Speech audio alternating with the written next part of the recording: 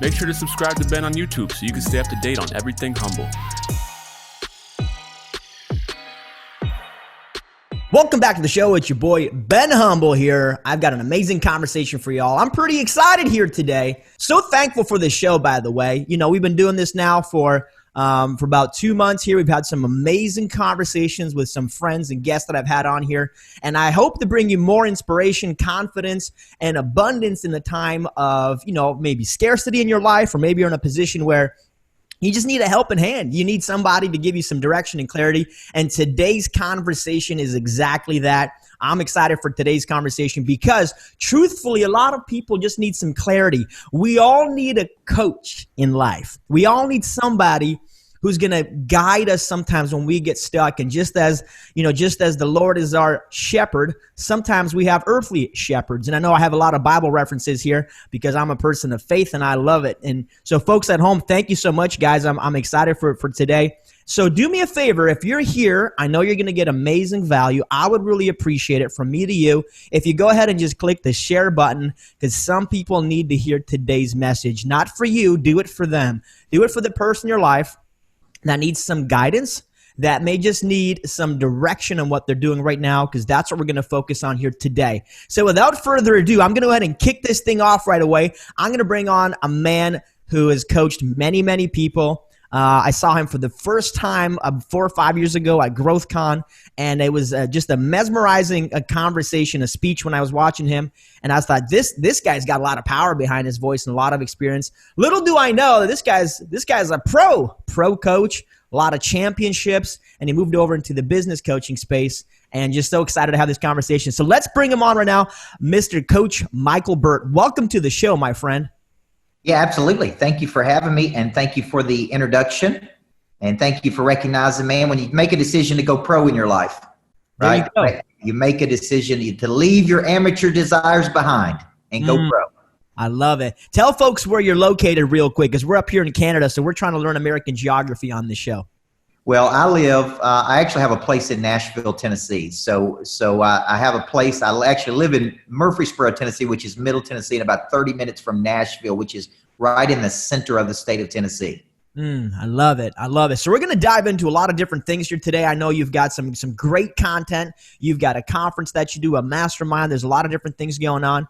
But Coach, could you maybe start and take us back a little bit and just give us a reference point of how it kind of started for you? You know, because I think you were back in your late teens, early 20s when you really got into the coaching space. Would you walk us through that journey a little bit?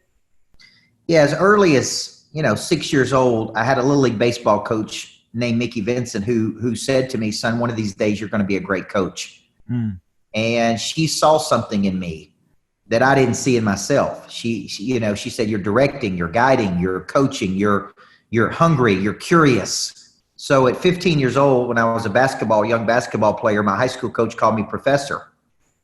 And so at 15 years old, I get a call to help coach a junior pro basketball team. So I was 15, coaching 9 to 12-year-old boys. And the second I started coaching, I loved it. I mean, I knew, like it's people struggle to find their purpose, find their why, so to speak. I knew the second I started coaching, this is what I was hardwired to do. This is my talent. And so I started coaching very early. At 18, I was an elementary basketball coach. At 19, I went to the second largest high school in Tennessee. By 21, I was the youngest head coach in the state of Tennessee at the second largest high school. And to put that in context, we had about 2,500 students at that school, and it was a major powerhouse. And so I would spend from 19 to 31 there. I became the head coach and eventually built a national championship basketball program that we're going to win 7 of 9 championships. And along the way, I was doing all these unique things, coaching, bringing business philosophy over to the athletic world, and I was building this competitive intelligence. There's IQ, intellect quotient, there's PQ, physical quotient, SQ, spiritual quotient. Well, I developed CQ, competitive quotient. I was building a competitive intelligence in my players, Ben. And because of that, people were constantly asking me, what are you doing, man? What are you doing with those kids? And I said, I don't have time to explain it. So I started writing books. And so now I've got 16 books out in the market. I think a 17th one on the way. And that's what led me out to coach business people. I had no intention of coaching business people. So it's just a unique methodology that I developed to inner engineer a person to win. We came to Canada in 1991 with nothing but a will to thrive. They risked everything they had, left behind everyone they knew. The only way out of the country was illegal, and the risk was huge. I adopted the mindset that my parents had of faith and vision for my life. You see, they helped me understand that you get to decide what happens in this world. By the age of 30, I became a millionaire. I refused to accept scarcity, limiting beliefs, or someone else's excuses.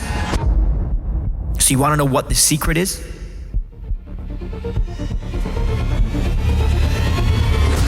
People ask me all the time, what's the secret? You want to know what it's going to take for you to succeed? Here's the truth.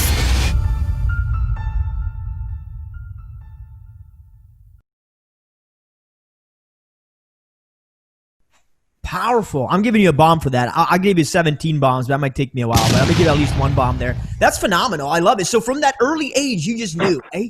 You just knew that you were like, I'm destined for this. What makes somebody a coach, or what do you think is that instinct or that thought that says, hey, I'm destined for this? Can you pinpoint it for me?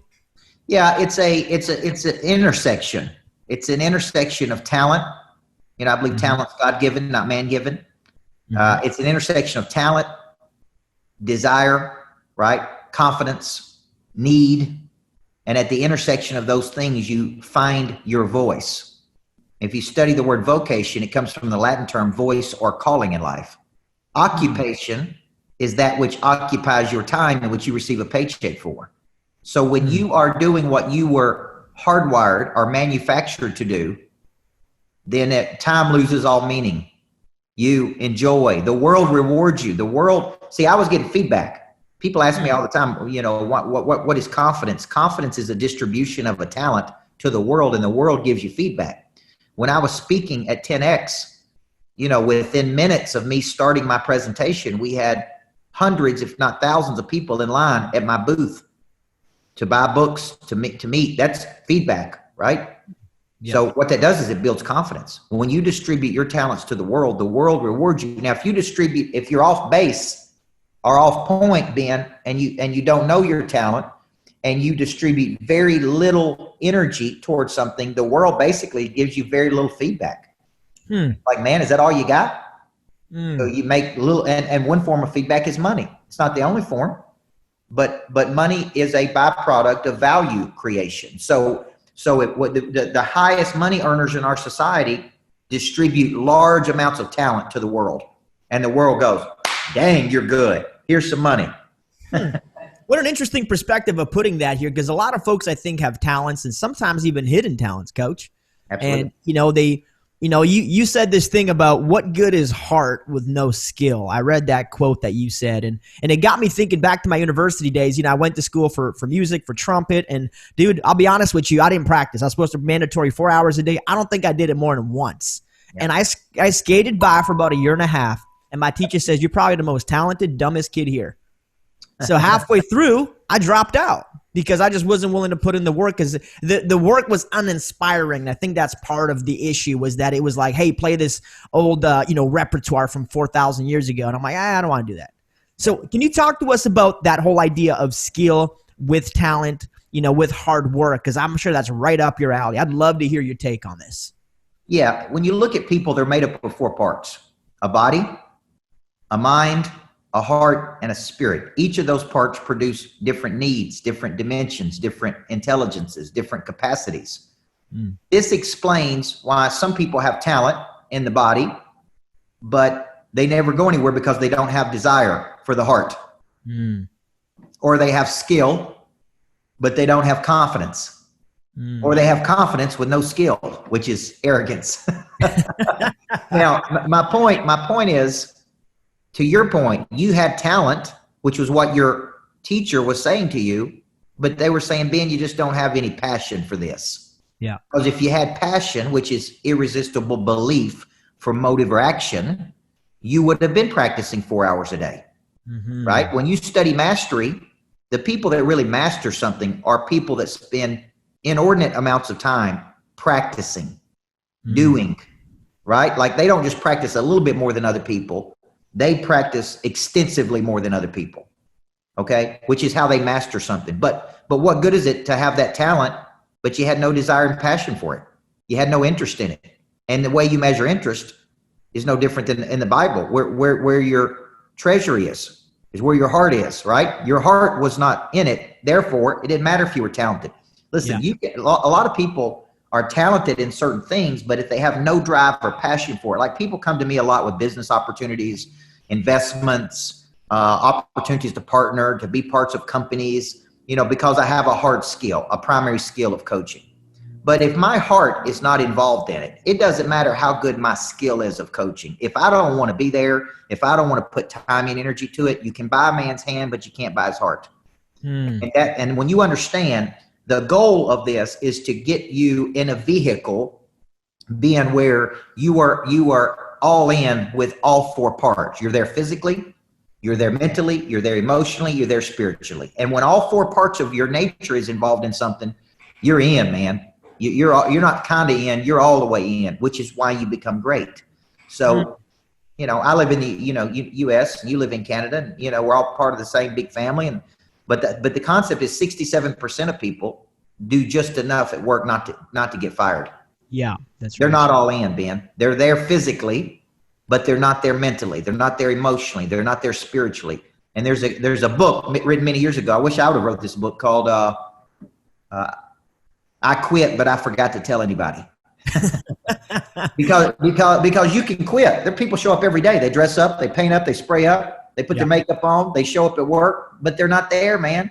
They're not there. They're there physically. So if you're ever going to do anything great, all the people listening to your show today, you're never going to do anything great. The world's never going to reward you at a high level. You're never going to be a person of interest just showing up there physically. And I can't tell you how many people will stick in jobs for 30 or 40 years that they're average at. Yeah, it's sad, man. It's sad to see, and it leads to a life of resentment and a life of bitterness and all these other things. So, Coach, what's somebody to do, man? Like, should they be looking to identify their passion first and then identify some of the talents and see if they can create a position of alignment there? Or is there some kind of tactical approach to us, or is there a chicken and the egg in this scenario in your mind? Yes. Now, I philosophically, I've got a new book coming out on Pray Drive. It's called Flip the Switch. And I expect to get a national book deal on that. And there's a chapter in that book called Screw Your Why. Screw Your Why. Okay. And maybe that should have been the title of the book. You talk about shock factor. Yeah. I think Simon Sinek's one of the smartest people in the world. I think when he wrote the book, Start With Why, Find Your Why, I think it's genius. Mm-hmm. I think he's a genius. Mm-hmm. But I have coached people for 28 years, Ben, and here's what I would tell you. If I went to the top 5 people I'm coaching right now and I said to them, what's your why? What's your purpose? They would tell me, I don't know. Like I just get up and go get it, man. Mm-hmm. It's something I can't even explain. Now, the reason I'm telling you this is that for all the people out there who haven't found this, sometimes I don't think you sit in a room and figure this out. I think you work the muscle, and in the process of working the muscle, your purpose finds you. Yeah. You don't find it, it finds you. I didn't know I wanted to be a basketball coach, Ben, until I started coaching. I didn't know I wanted to coach adults till I spoke the first time. I didn't know I wanted to write books till I started writing books. So my point is, too many people wait and they sit and they go, I got to find my why. I got to find my why. What's my why? Man, I feel like a loser because I haven't found my why. I would tell you, pursue. What are you curious about? What would you spend 2 days driving 4 states over to talk to 4 people about? If I gave you an iPad right now, what would you look at for 6 straight hours that you're curious about? Right? That will lead to passion. Curiosity leads to passion. So for the people that are watching this that don't know, they need to pick up a copy of my book, This Ain't No Practice Life, which is my book about how you find your purpose. I love that. See, now you're breaking it down into a tactical perspective for folks, Coach. Because a lot of times it seems like it's this ambiguous idea of like, oh, my why shall be discovered upon, like we'll go Shakespearean with this thing, and it really isn't. And I agree with you 100%. I believe that in the doing of things, we discover our aptitude, because we don't really know. Yes, you have a certain talent over here. You've got a certain belief system or a mindset. But until you're out there doing, and I use real estate as an example because, we have a real estate company. Listen, until you're out there doing your first deal, you don't even know if you like real estate. Maybe you hate this business. Maybe like the idea of going to properties and the idea of talking to investors and sellers, it might not even be something you enjoy doing. But I think too many people are sitting trying to figure it out, where I believe that a lot of us, the big critical component for me is personal development, which I'd love to touch on this. I think personal development is the armor that we put on that equips us in dealing with life that comes our way. So if you're centered or you're tethered to your purpose and you're tethered to your faith, like I believe people should be, the things around you, whether it's a pandemic or whatever, they can't penetrate that armor because you're so focused in developing yourself. And in that development, you can better understand the opportunities as they relate to your why. And I think until you go down that journey of development, your why might be sitting right here. This opportunity or this purpose to serve people, help people, invest, but you can't even see it because you're not in alignment. What are your thoughts on that? Yeah, I think the personal development, thank goodness at 18 years old, I was exposed to personal development. It's when I started studying Dr. Stephen Covey. It's when I learned the 7 Habits of Highly Effective People.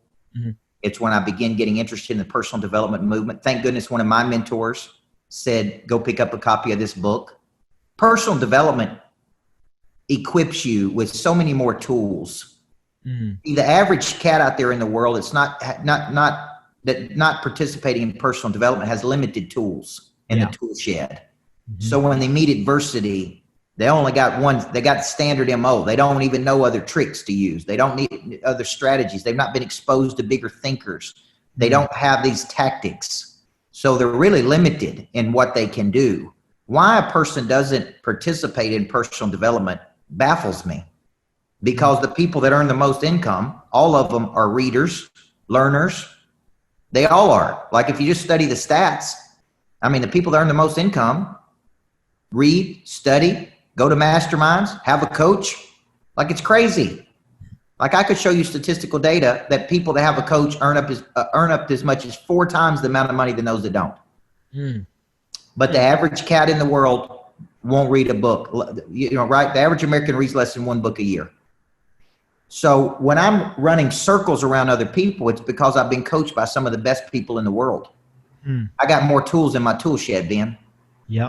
So when I meet adversity, I got 17 tactics I can try because I've been coached by all the great people, right? I don't just roll over.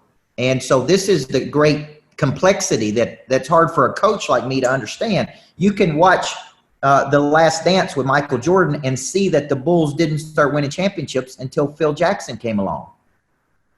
The Lakers didn't win championships until Phil Jackson. What's the difference? The coach. Mm-hmm. So it's hard for me to understand why a business person wouldn't understand, well, if I have a great coach coaching me, I'm going to perform better. But most people don't think like that. They see it as a cost, as an expense. And that is the exact wrong way to look at it. That's true. You need to look at it as there's a difference between what something costs and what something's worth. If Ben pays me $25,000 to be his coach, but he makes $1 million, okay, he paid me 25 and he made $1 million. Was that a good investment? Absolutely. I bet you take that little. Yeah, let's touch on that, man, because I used to have limiting beliefs about this, right? So when I started, I bought an education company thing, and I paid $40,000 when I was 23 years old. I threw it on a credit card, right? But it was one of those companies where there was really no accountability measures, right? I never met the people mentoring me. It was 1 or 2 phone calls. And then what happens is, as a 23-year-old kid, you start doubting yourself. You don't do the work. You have no confidence. You have no relationship. You have no real accountability. You fall off, and then you blame all coaches. That's what you did. That's what I did, right? Coaching is for weak people. It's for lazy people, whatever. It wasn't until years later when my business hit a wall that I recognized that, hey, I need help. And I think until you can squash that ego, that's why I go by humble everything. Humble is just about understanding there's just things you don't know. You don't know what you don't know is what my mentor Chris said to me. And when you recognize, when I went to, the first coach I hired, he said, hey man, the money's not for me. The money's for you. It's your level of commitment. If you're not worth $10,000 to yourself, or $20,000 or $25,000 or $2,500, if you're not worth it, then what is worth it? And I started realizing that it's not about the mentor. It's about you. It's your level of commitment. Because if you don't pay, you're not going to pay attention. I can give all the information away for free, coach. And you know this because you got the same thing. And I recognize even with my mentorship students, because now we run a mastermind and we've got amazing people in our mastermind and in our mentorship company. But dude, when it's free, they're never going to pay attention, never going to do the work. I can give them all the tacticals till I'm blue in the face. They lack the confidence. I love for you to touch on this because you said, what good is knowledge without confidence? And I'm going to keep quoting you all day, man, because you got amazing quotes. I might borrow some of these in the future. Sure. Well, at 25 years old, I went through a terrible depression. I was a high school coach. I was 3 years into being a coach. I was winning. I went through a terrible breakup of a person I thought I was going to marry, a girl I went to high school with. I bought an engagement ring. I thought this is the woman I'm supposed to marry. I was madly in love with her, and she broke up with me before I gave her the engagement ring.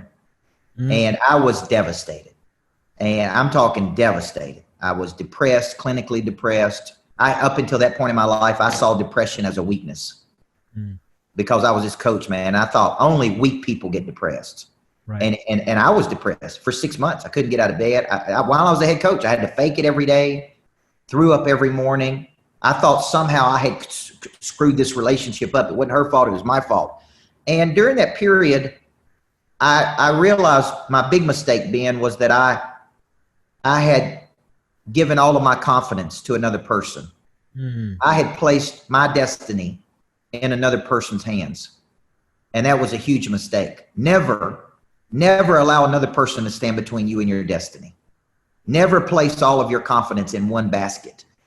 And that's what I learned during that period. So I came out of that determined that I will study confidence at the highest levels. I will turn it into a science. And I ultimately wrote a book called Swag, 6 Battle-Tested Strategies to Build, Maintain, and Protect Your Confidence. Because from that, I started looking at confidence like this. Confidence is a memory. It's a memory of success. By the way, if you guys are interested in real estate investing and you are in Canada, I wrote a book here called Real Estate Secrets Exposed. Learn how to actually make money virtually, which is cool, from the comfort of your home. Yes, it is possible if you understand the value and how to do wholesaling. And if you don't know anything about wholesaling, you need to grab this book. It's absolutely free. There's no page numbers. There's nothing else in there. It's just ready to go, though. Humble.co to grab your free copy. It's an internal knowing that you can create and manifest what you see in your mind. Confidence comes through repetition. Confidence comes through diversification of confidence. Confidence comes through routine. Confidence comes from doing, right? Working the muscle. And so I write this book on confidence, and I start to say, man, you can build it, you can maintain it, you can protect it, and even you can get it back if you lose it. Now, if I got more knowledge, meaning I'm diving into personal development, I'm studying, I'm learning, my confidence is higher. If I have great skills, I'm a great communicator. I have sales skills. I can articulate. I can build momentum toward a close. I can overcome objection. I can convince people to take action. My confidence is higher. If I put the work in, right, and do the work, my confidence is higher. So confidence is like a caboose to knowledge, skill, and desire. And confident people win. Confident people won't risk an opportunity. They see assets where other people see liabilities. That's so powerful that you're putting it that way. It's profound because so many times people are looking at information and they say, man, if I just had more information, I would do the work. This comes down to business and investing all the time, especially in the real estate investing arena, right? I need more strategy, more information, more strategy, and then to develop this analysis paralysis. And the thing is, like, dude, I'm not the brightest kid. I failed math 2 times in school. And yet today I own a mortgage company. It's not about being the brightest kid or having the most. I would say if it has to be hard work over talent, my opinion, and you could give me yours, is that hard work's going to win. It's going to win every time because at some point it's going to start surpassing the talent. It's going to start becoming obvious where the work kicked in and the talent kind of stepped out. But so many people are lacking that confidence to take action. And I think confidence comes from taking action. Like, that's my opinion on it. So could you walk us through, man, how does somebody build confidence, if they're stuck in this analysis paralysis mode where they just can't simply get out and do anything? Confidence follows action. It never follows stagnation. Like when I'm low on confidence, I can borrow from somebody else. The reason you need to be in masterminds is because when I don't know what to do, I can borrow confidence from you. Yeah. I can like when I get low on confidence, I just go to some of the biggest people in the world and I watch their videos. I listen to their interviews. Like when I'm doing small things, I watch big thinkers and I go, man, it's too small. What I'm doing is too small. It's boring to me. Right. Like, so confidence is built through repetition. Right. I said, it's the memory of success. It's confidence. You're more confident. Like I was, when you saw me speak at 10X, I was in the best shape of my life. I was at 167 and 168. I had a personal trainer training me 2 a days every day to get ready for that. And then after that, there was a letdown. It's like, man, what do you do now? Like I've been preparing for a big fight. Right. And I won. And now it's like everything else seems small to me. Right. So I got back up to 191 in my weight. And then I was in Mexico speaking at a real estate mastermind event with my wife. And I'm like, you know what? I want to get back down to the weight I was at 10X. I was in the best shape of my life. So I got on a new eating plan. I hired a new trainer that trained with me every day on my staff. I got back down to 167, 168, which is what I call my Mayweather fighting weight. Right. And listen, what followed that was an incredible confidence, Ben, because now I'm clicking on the body. I'm clicking on the mind. I go to the #1 energy doctor in the world to keep my energy high. It's intentional congruence, man. It keeps moving. Yeah, it keeps moving. So I've got this thought, man, that there's typically 5 things in my life that if I just knock these 5 out every day, and I got these from different pieces, different mentors over the years, but if 5 consistent things in what you can call it the slight edge, the compound effect, whatever, but mind, body, spirit, relationships, and your money. And I believe that if you focus and you just hit these 5 between the hours that you wake up and the hours that you go to bed, eventually you're going to start seeing a residual compounding effect from those activities, but you got to do them every day, no days off. You got to at least spend 20 minutes a day, half hour a day, whatever it is per item, your highest and most important relationships with no distraction, your body because you need to get the anxiety out of your brain and sweat that stuff out, your mind because if you don't focus on mindset growth and reading nonfiction books, truthfully, you can't ever become more aware. Your spirit, like if you're not practicing gratitude every day, it's very easy to fall back into a glass half empty kind of lifestyle. And then your business, you got to focus on your money. What do you think about those core 5? And is there anything else that maybe you would add or change from that as a daily discipline? No, I think I like that. Let me tell you why. Let me go back to confidence. Some people believe in diversification, like maybe you're in real estate and maybe you got some money in the market. Maybe you're doing this. Maybe you're reinvesting in your business. Okay. Even people that tell you not to diversify are still diversifying in some way. Even a guy like Cardone is putting money into his business and his real estate. Sure. That's still two things. Okay. Yeah. So I want to show you that the way you protect your confidence is through diversification, because if you are working those muscles every day, like I start my day off with a sermon every day. Okay. I've got certain pastors I listen to. That's spiritual. Then I get my workout in and I do a very aggressive, like tap out, which is a mixed martial arts workout, really, really hardcore. Okay. Now I got my body. Then I spend time with my daughter and my wife. Now I got my emotional, my heart, right? So I got my body and then I'm listening to business, something on the way in every day. Okay. Now I've got my mind trained. So I got body, mind, heart, spirit every day. Now, if you add vocation, meaning I build a company around what I love doing, right? It's my vocation. It's my mission. Mm-hmm. Now I got my vocation. Now I have a healthy balance of fun because I think you need fun. The older I get, the more important I think this is. Right? You have some fun, man. You get to enjoy life. It's not all emotional tax and stress and businesses makes you miserable. Like you need to enjoy life, right? You need to enjoy life. So once you start adding all these things up, now what you got is a healthy diversification of confidence. So if something's not going right, like my business didn't go well, if it didn't go well today, man, it's okay. I'm going to go home and see my wife, see my kid. I'm good. I got my workout in, got my spiritual piece in, Amen. Right? So business didn't work the way I wanted it to. It's all right. We live to fight another day tomorrow. Yeah. Right. That's how I look at confidence. So you're feeding it. Your confidence is hungry, needs to be fed a lot. So feed it with different streams. Diversify your confidence. I love that. Diversify the confidence, because maybe you have a bad day in business, man.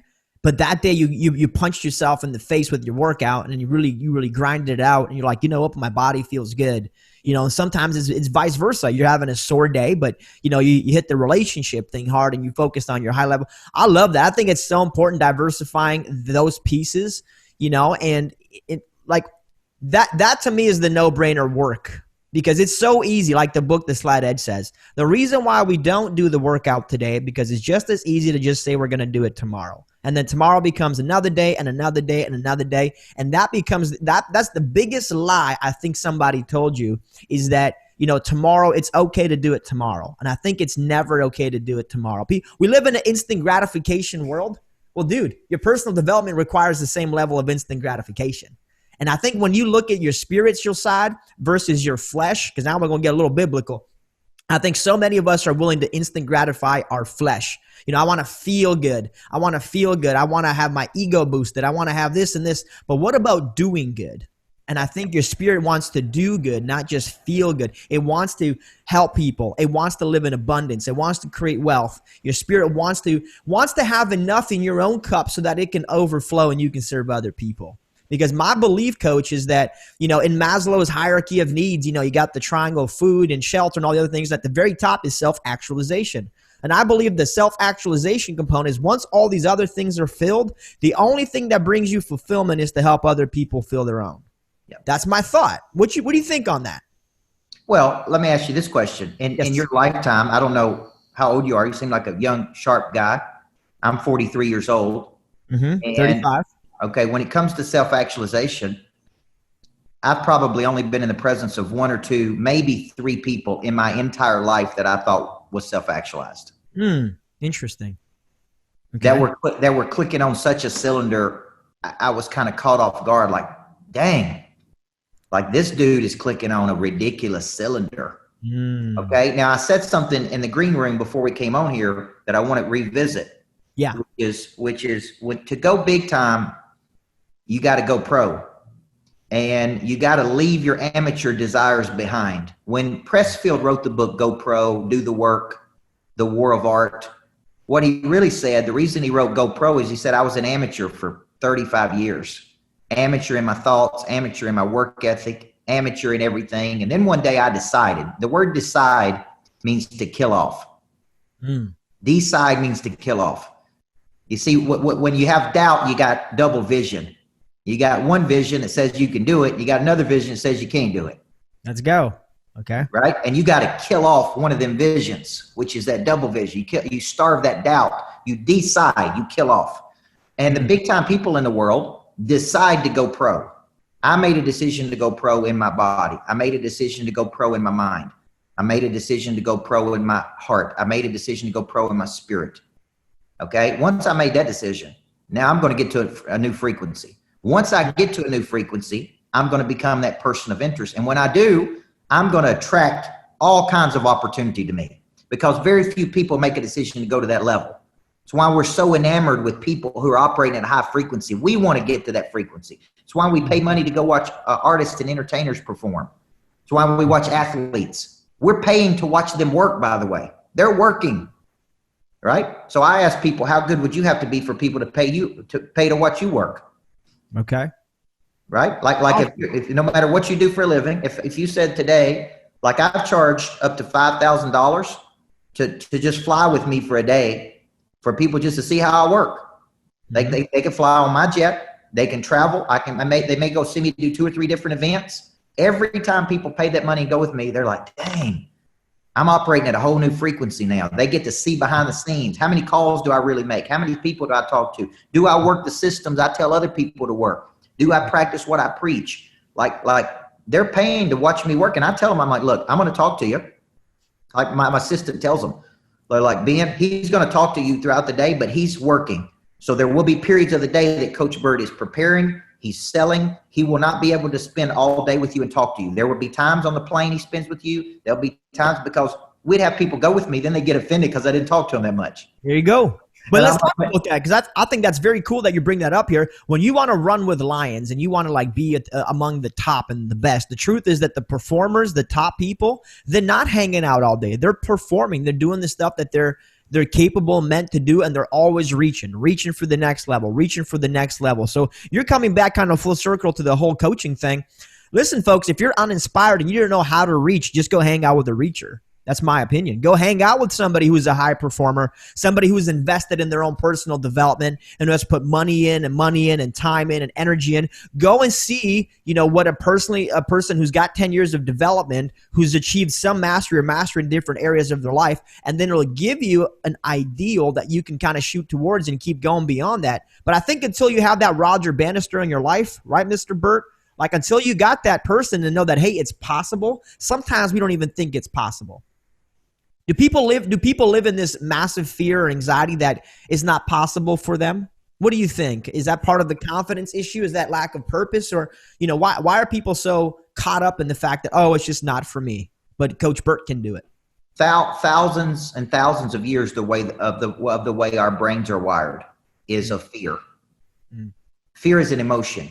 It's an unpleasant emotion created by a belief. Where did the belief come from? From the past. What does fear do? Fear causes you to worry about the future.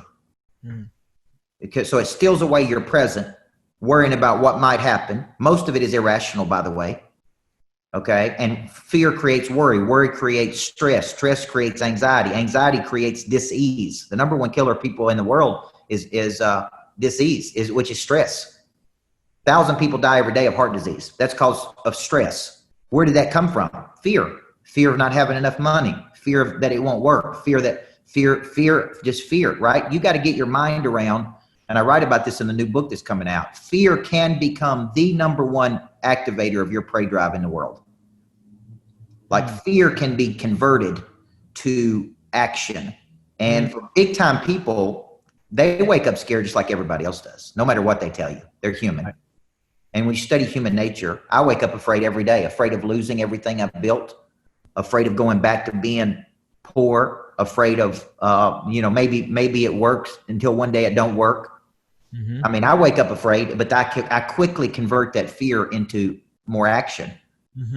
Okay. And that's what I think big time people do. The top 5 people I coach right now, maybe they earn between $1 million and $5 million personally. And they're all afraid, but they use that to motivate them. That's how they use fear. And but the common person doesn't. The common person is afraid of something, rejection, embarrassment. There is no such thing as rejection. Some people will want what you have, some won't. So what? There's 7 billion people on the planet. You're not looking for everybody. You're only looking for people that are looking for you. That young lady that broke my heart at 25 years old, she broke it because I let her break it. I gave up my confidence to her, but here's the point. She wasn't rejecting me. She was just saying, I want something different than what you have to offer. Right. I would have never married the woman I married today, which is the right woman for me, and had the kid I have today and about to have another kid in a few weeks. I would have never had those things if I would have got married to that other person. I would have been divorced because it would have never worked. So, and I said that if you remember at 10X, I talked about going through that breakup, and then I pointed to my wife and said, now what's funny is I went back to my hometown and I spoke to all the teachers. And that girl who broke my heart was sitting on the front row. She was an elementary school teacher. Wow. And the very first slide I put up was a picture of my beautiful wife. And I said, man, I'm so lucky to be married to one of the most beautiful women in the world. Wow. It was just, it just comes full circle, man. But I'm not mad at her. Like I wouldn't be where I am today if I hadn't had that breakup. It was a needed experience. And we all go through it, but I mean, you're talking about big people, right? Because you mentioned this. You said big people, we all get scared at every level, but you said they don't contract, they don't retreat, right? Yep. They double down. And in spite of the fear, they double down. And just like you, right? Like, you went through that bout of depression, but then you said, you know what? I got to do bigger things. It's time to move on. It's time to roll. Is that just your deep purpose calling out saying, hey, wake up. We got to do more. Or what does it take a big person or what identifies a big person who can make that level of activity happen versus everybody else? I probably wouldn't do those things if it hadn't been for the Grant Cardones, because whether you like Grant or not, I will always be indebted to Grant because he put me on stage at 10X and he didn't have to. Right. There's a lot of people he could have chosen. He gave me an opportunity, and I will never forget that, or never, say anything negative about him because he gave me that opportunity. But more than anything, I was a deep disciple of Covey for so long. Covey was deep, methodical, hardcore, real method, whole person.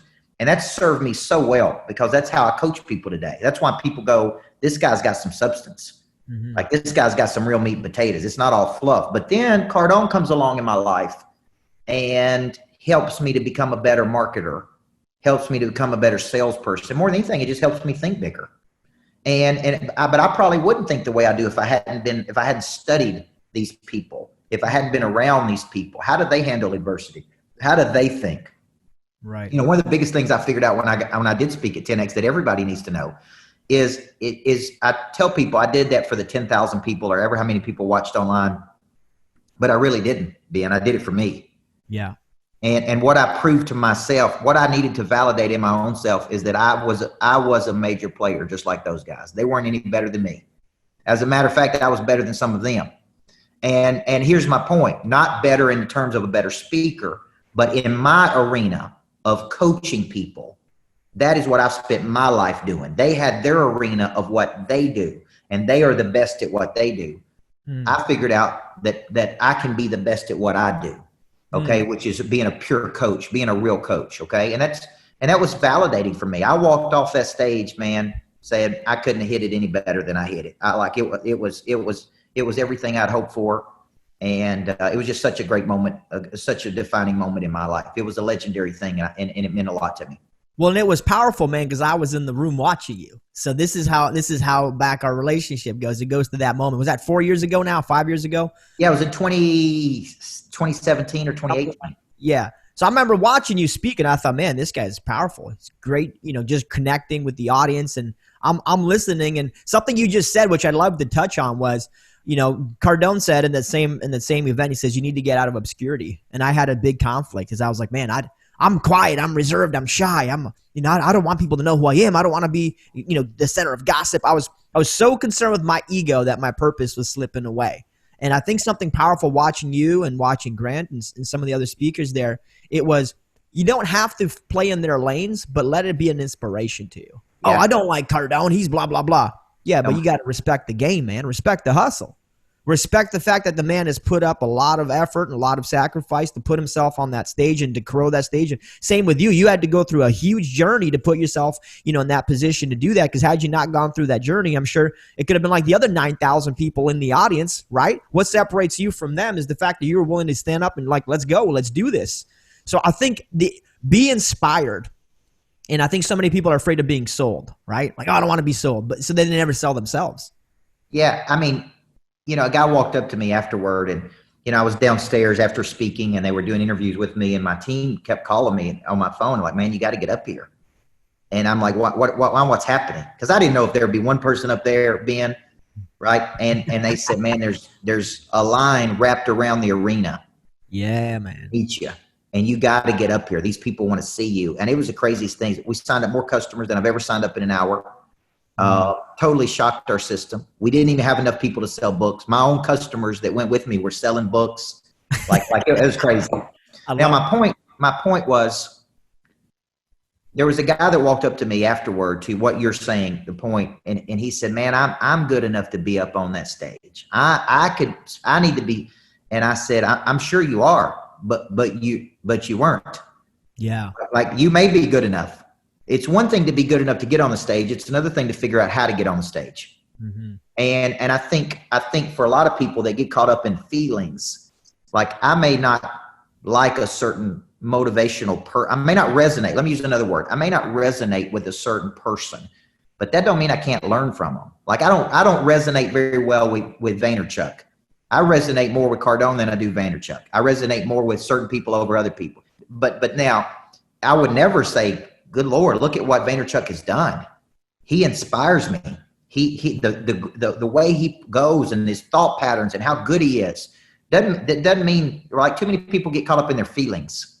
Yeah. Okay. I don't have to like everything that Ben Humble does. That to me, that's a low level way of thinking. I respect the fact that he's doing this and this and this and this and this, and that can inspire me. I don't have to agree with everything he does. It's very low level thinking when people say that. Well, I don't like that he did this. I don't like he flaunts off his jet. Well, I have a jet too. And people say, one person said the other day, you're the most humble person that I've ever seen that has a jet. And I said, I appreciate you saying that. Yeah. But there's some people that don't believe that about me. Some people that if I post one picture of me on that jet, they are negative toward me, especially people in my hometown, by the way. Yeah. Because I live in a very blue collar city, and it's kind of like Jesus in his hometown, right? When they said, can anything good come out of Nazareth? I get treated the absolute worst in my home city. And some people just say, man, why do you have a jet? Why do you have to put a picture on Facebook that you're on it? Why do you have to, who do you think you are? And they don't really even understand that I have a 7-year-old daughter. It allows me to go and come home. I was on the road up to 200 days a year, away from my wife. I mean, there's more to the jet than just looking good. There's actually a utility and a tool to go and get somewhere. When you do what I do for a living, it don't matter how nice first class is or how nice the plane is. You want to be home some. Yeah. Especially when you have a family like I do. So a lot of people look at it and go, well, he's this or he's that. And I think people do that to Cardone too much. He's a lot flashier than I am. Sure. I get it, but that's who he is.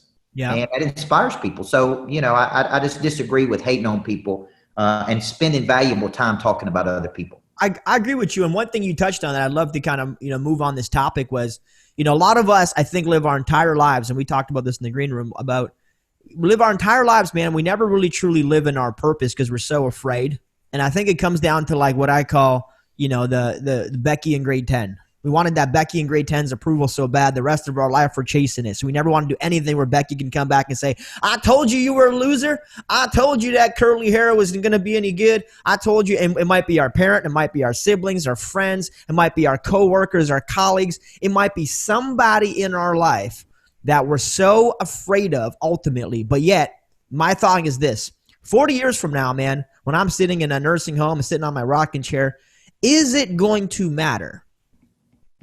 Will I trade the fear of Becky from grade 10, whatever her name is, with the idea that I never lived in my purpose? Yeah. And then it comes down to nobody, I don't think, would ever make that trade. So you see, your feelings matter today, but your evolved version of yourself, your developed person 12 months from now is going to be able to deal with this a lot better. We're just assuming we'll be the same person next year. But I think if you push on personal development, you'll be a whole different person, so push. What do you think about that? People just living in misery their whole life, afraid of that one person. I think it happens a lot. I think if you go to a place in the future and you come back to today and you ask a simple question, what has to happen for you to feel good about this, right? And you start going, well, I want to do this, and I want to do this, and I want to do this, and I want to do this. And, I think at the end of life, a regret is, I could have, I should have, I was capable of, but I didn't. Now, the question becomes, why didn't you? Well, I was scared. Well, I wanted the approval of that person. And by the way, when Bronnie Ware wrote the book, The 5 Regrets of the Dying, one of those is I lived my life for somebody else. I never became what I was supposed to become. I lived my life to become what other people wanted me to become. That's a regret of the dying. So I think to that point is it goes back to my confidence piece. Some people you will never win over. Some people will never give you their approval, but you don't need it. Your confidence is not tied up in what other people think about you. Some people will like you. Some people will not like you. So what? Right? It don't matter. No matter how many people, like I used to get caught up when I would go speak, man, if people didn't like it or they didn't buy my books or they didn't seem interested. And then I saw the law of diffusion.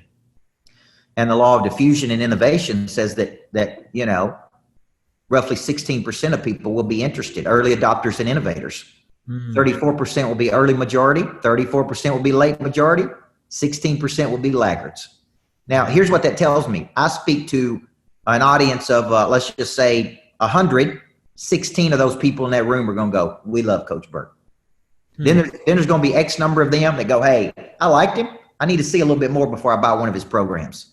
Then there's going to be another percentage of people go, you know what? I liked him. I need to watch videos. It may be 2 or 3 years. Like, I've had people hire me this year that say, man, I started tracking you at 10X 2 or 3 years ago. And I've watched your videos and I followed your work. And man, I heard you say this one thing and it got me, man. I'm signing up. I want you to be my coach. But it took them 2 or 3 years. That's okay. Because sometimes they need to see it more, right? You need to see something maybe 7 to 15 times before you go, that's my guy right there. I mean, I'm competing right now for a coaching assignment versus Jordan Belfort. I'm competing versus, Cardone, maybe other people. And the guy said to me, he's in London. And he said to me, out of everybody we brought in to speak to our people, I resonate the most with you because I think you're a real coach. I think you're authentic. I think you actually care about the people you coach. I think, and I think you have a real methodology. Okay. And I think when it comes to these things, he said, I saw you speak at 10X. I had no contact with him until just a month or two ago. Now he's been watching me for 2 or 3 years. He's been studying Belfort and he's been studying Cardone and he's been studying whoever else. And then he goes, you know what? Out of all these guys, I like that guy. You need to resonate with the person coaching you. So too many people, if he chose Belfort over me, that's not rejection. He just likes something about Belfort. Somebody else will like me versus they'll like me more than Belfort. So it's okay. Here's the deal. Some will, some won't. So what? And I think I'm only looking for people who are looking for me. That's how you got to start thinking about it. And once you start thinking that way, I mean, your life changes. I'll be honest with you, man. Because after that event, even in my own life, it was like, you know what? I'm not here to please everybody. Nobody is. If we focus our whole life on pleasing people, we're gonna be unsatisfied at the end of our life because we never took care of number one. What an interesting dude. This is such a great conversation, Coach. And I'm so thankful for you and your willingness to share and invest in our audience and all the folks around the world that you connect with. Coach, just powerful. As we kind of move forward and wrap up the conversation, is there anything you want to leave people with, a thought, a message, or something that they should take away? I think my life's message is everybody needs a coach in their life. Everybody needs a person in their life who will have conversations with them that they may or may not want to have, who will challenge them to do some things they may or may not want to do, but will take them to a place that they didn't even know they wanted to go to. And I think when you get that, you quit seeing coaching as for the weak. Like you get a coach when you're not hitting your sales numbers. You get a coach when you're failing. You get a coach. No, the big time people get coaches because they want to get to a higher frequency. They want to get to a ridiculous level. Like even Michael Jordan during The Last Dance said, man, I'm not playing unless Phil Jackson's my coach. I'm not coming back another year unless you bring Phil Jackson back. That's the coach-player relation. This is the greatest player in the world. Jordan could have played for anybody, but he said, that's my guy. That's the relationship. And I want to be that for people around the world. I want people to say, Coach Burt played a small part, but man, he opened my eyes. There was a guy that left a company the other day and they bought his stock out and he went to a successful company. It's thriving. It's growing 2 and 3 times year over year. They're making millions of dollars. And out of nowhere, he just retired and said, I'm going to go over here and do this. And people couldn't understand it. And I just sent him a message and I used a Henry David Thoreau quote. When one advances confidently in the direction of his dreams and endeavors to live a life that only he can imagine, he will meet with success unexpected in common hours. Now, I sent that to him. I said, I don't know why you did what you did, but man, you're advancing confidently in the direction of your own dreams. And he sent me a message back and he said, thank you for exposing me to things I've never been exposed to before. Okay. And if I play a real small part in his life and he goes, man, you know what? This little dude came into my life when I was 33 years old, changed everything for me. That's what I want to become for people all over the world, whether it be through my videos, online programs, personal coaching, I get up and coach people every day, Ben. That's all I do all day, every day. And it's exhausting. It is. Yep. Let me tell you something. I get home at night and my wife is like, how do you do that? But when I work with people like you who are hungry and humble and coachable and interested, it's a crazy thing. It's an exhausting thing, but it's in a positive way. You go to bed tired and you wake up hungry. I love that. You go to bed tired and you wake up hungry. I love that. A lot of times people are looking for the shortcut, and I don't think there's really any shortcut. You have to do the work wherever it is in life. The truth is, though, having somebody who can give you counsel, not advice, somebody who's been there, done that, and can look at it through a lens and gain perspective can help you overcome the hurdle faster. So I think coach is, another word for speed. That's what coach is for. So when you have a coach and a mentor, you can gain speed through those problems versus trying to figure out the problems on your own, which just takes time. It's time or money. So I think if you're willing to invest in yourself and hire a mentor, get a coach, you can accelerate a lot quicker. And if you're not, then that's fine. Then if you see it as an expense, the truth is you're going to fail to commit anyways to yourself. So I think that's the real problem is when you see mentorship as an expense, you're saying that I want to, I believe there's nobility in the struggle and I'd rather figure it out on my own. And folks, I'm here to tell you, I've struggled and I struggle. There's no nobility in the struggle. As far as I'm concerned, there's no nobility in poverty. There's no nobility in having to self-sacrifice yourself, your dreams, your ambitions, for other people. I think you're destined for amazing things. I think God's given each of us gifts and he's given us a calling on our life, and it's for us to accept it. We don't have to figure it out. We got to accept it. So when there's coaching available like Coach Burt, I think we need to accept it and say, let's do this better. Let's go bigger. Let's not retreat. In your own words, let's not retreat. Let's not contract, but let's double down and expand. Coach, thank you so much, man. This has been such a great, great conversation. What's the best place people can connect with you after the show here? I think if they want to DM me, they could go on Instagram and DM me at Michael Burt. I do spell it differently. My mother spelled it Micheal. So search Coach Michael Burt. Make sure you got the right one. CoachBurt.com shows you all the programs that I have out there. I do intimate retreats with some of the biggest people in the world.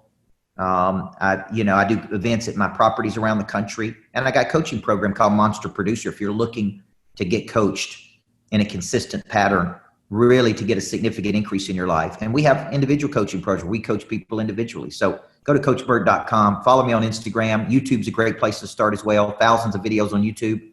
They'll give you a chance to get to know my philosophy. A lot of interviews, a lot of coaching sessions I put up there. So I'm interested. I'm interested in people who are interested in their potential. I love it. I love it.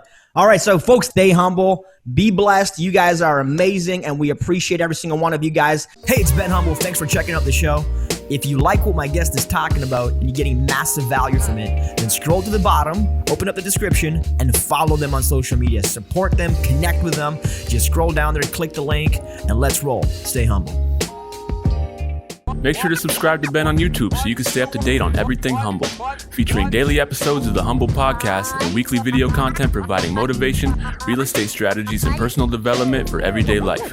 Also, follow Ben on Facebook and Instagram for daily interactions.